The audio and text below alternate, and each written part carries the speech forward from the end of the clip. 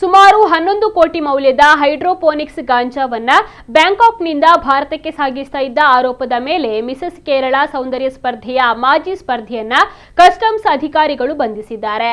28 ವರ್ಷ ಪ್ರಾಯದ ಮಾಡೆಲ್ ಹರ್ಷ ಸನ್ನಿ ಮುಂಬೈನ ಛತ್ರಪತಿ ಶಿವಾಜಿ ಏರ್ಪೋರ್ಟ್ನಲ್ಲಿ ಸಿಕ್ಕಿಬಿದ್ದ ಆರೋಪಿ.